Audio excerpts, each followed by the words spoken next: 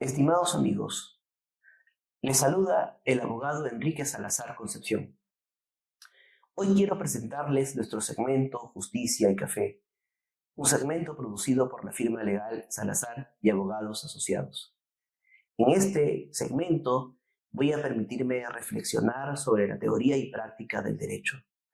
Hoy quiero hacer un poco de reflexión sobre el catálogo de mejoras de los supuestos de despido y si acaso este significa un obstáculo a la hora de demandar la reposición de un trabajador. Nos convoca hoy una reflexión a la que he titulado La reposición laboral y el principio Iura Novit Curia, un llamado a la razón procesal y los principios del derecho. Existe una preocupación creciente en el derecho laboral.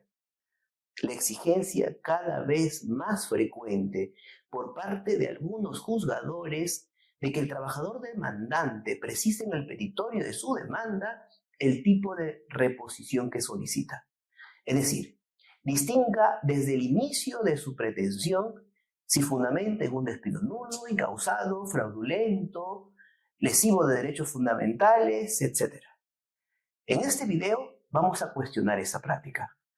Una exigencia que sostenemos no solo carece de sustento legal expreso en nuestra normativa, sino que contraviene los principios fundamentales que rigen el derecho laboral, la jurisprudencia de las más altas cortes y la propia teoría de la argumentación jurídica que debe iluminar la decisión judicial.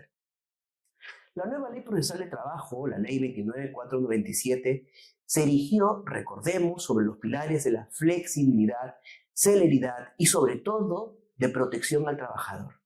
Esta ley buscó despojar al proceso de formalismos innecesarios. De hecho, la informalidad es una de sus grandes características.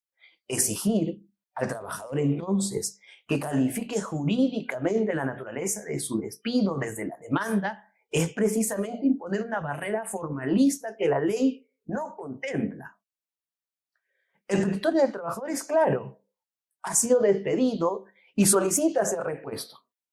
La causa del despido y su calificación jurídica es una cuestión que debe ser dilucidada y probada. Es la causa petendi, el fundamento fáctico, lo que el juez debe analizar a la luz del derecho, y es aquí donde la argumentación jurídica, tal como la concibe el profesor Manuel Atienza, nos ofrece una claridad invaluable. Atienza, siguiendo a otros teóricos del derecho, nos enseña a distinguir entre reglas y principios.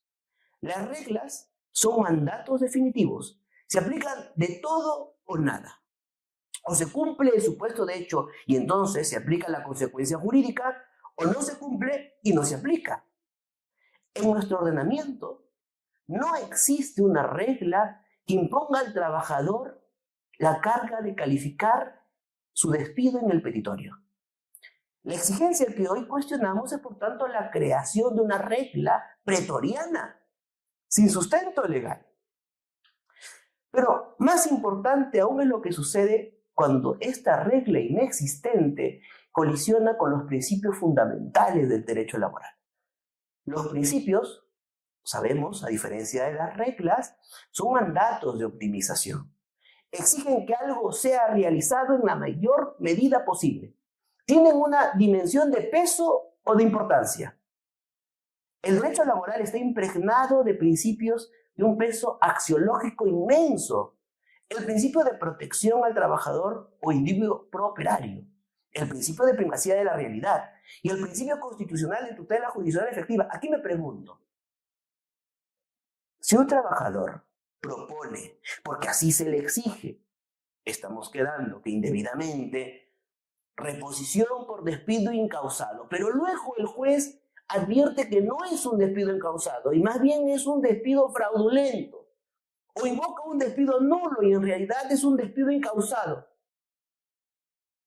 Yo he visto demandas y sentencias en las que los jueces han declarado improcedente la demanda porque no le pusieron el nombre correcto en el petitorio. Eso es así.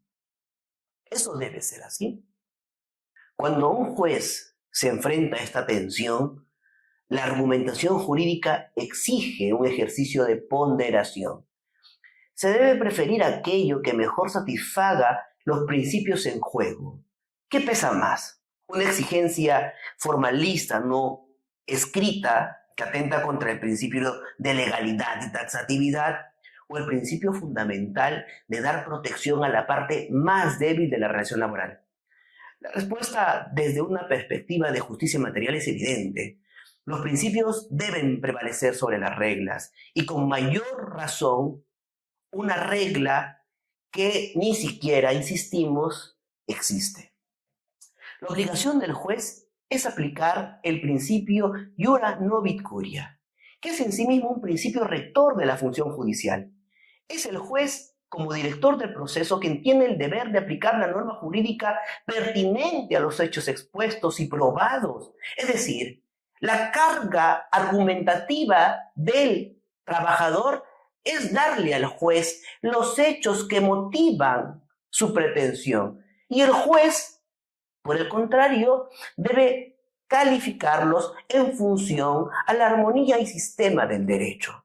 Señores magistrados, no podemos permitir que un formalismo no exigido por ley y nacido de una interpretación que contraviene los principios más básicos de la argumentación jurídica se convierte en un obstáculo para el derecho fundamental del trabajo.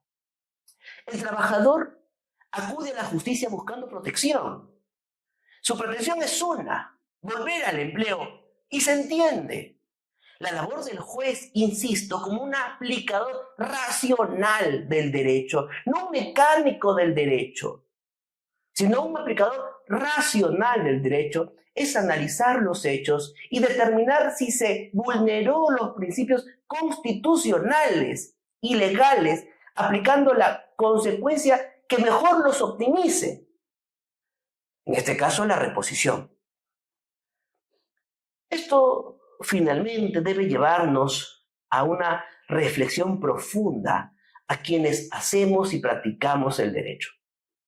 Apegarnos a los principios de la nueva ley procesal de trabajo y al deber que nos impone el iura novit curia, ponderando correctamente el peso sobre los principios y los formalismos, no solo agilizará los procesos, sino que reafirmará la confianza de los ciudadanos en una justicia laboral que es y debe ser siempre una justicia de protección y de realidades.